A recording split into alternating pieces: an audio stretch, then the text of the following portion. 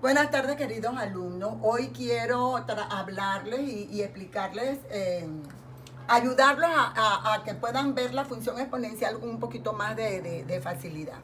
Esta es una de las funciones trascendentes o trascendentales y su nombre nos los dice, exponencial, que viene de exponente. ¿Cómo usted la identifica? Porque va a ser una función y igual a f de x donde la variable va a ser un exponente como lo representamos allí.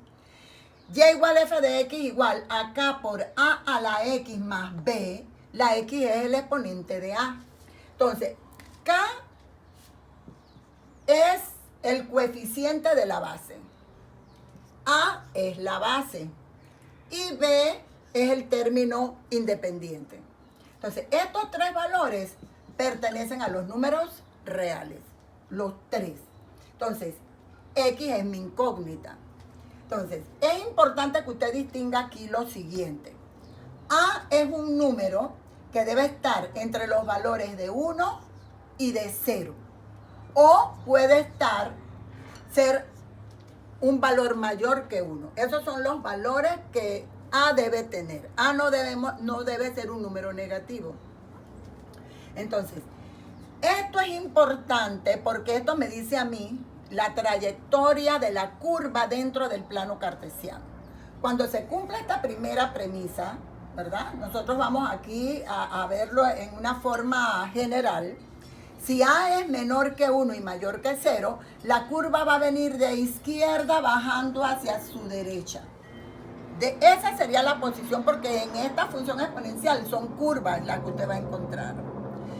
En este caso, esta es su posición. Y cuando A es mayor que 1, entonces dentro de la curva va a ocurrir lo primero, lo distinto a esto, que la curva viene entonces de la derecha bajando hacia su izquierda. Esas son las posiciones diferentes que en el plano cartesiano tiene una función exponencial. Entonces, toda función exponencial corta al eje de las y, siempre.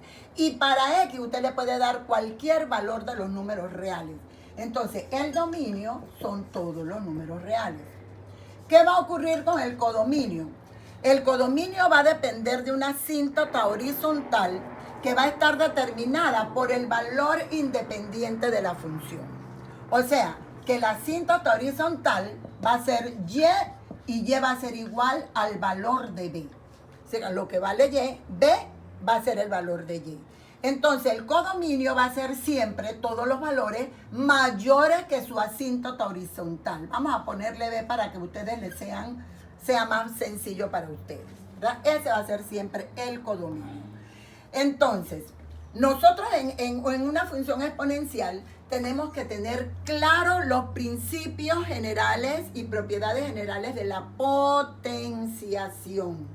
Y tenemos que tenerlos claros porque dependiendo de qué clase de exponente trabajemos aquí, así se va a desarrollar todo lo demás.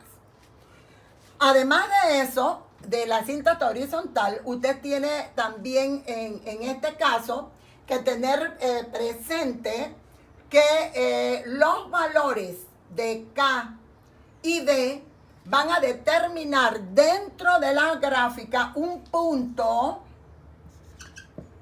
O sea, son factores que determinan el punto de intersección con el eje Y. Ese punto de intersección con el eje Y, ¿cómo usted lo va a calcular? Como es con el eje Y, recuerden que las abscisas en el eje de las Y van a ser siempre el valor de 0. Recuerden que estamos buscando un punto, no un intervalo. Entonces, 0 para x y para el valor de y de la ordenada, entonces usted va a sumar el valor de k con el valor de b. Y de esa manera se determina el punto de intersección de la gráfica con el eje de las y. Entonces, de esa manera usted tiene para resolver cualquier función exponencial en forma general. Ahora, hay veces, ¿verdad?, que b no aparece dentro de la función. Hay veces que k es 1 y está tácito y sobreentendido que es 1. Todo va a depender de la forma como se presente la función y dado según los elementos que la conformen. Entonces, para poder desarrollar básicamente y sin conflicto ni problema. Una función exponencial, usted tiene que recordar las propiedades de la potenciación que son importantes en este caso.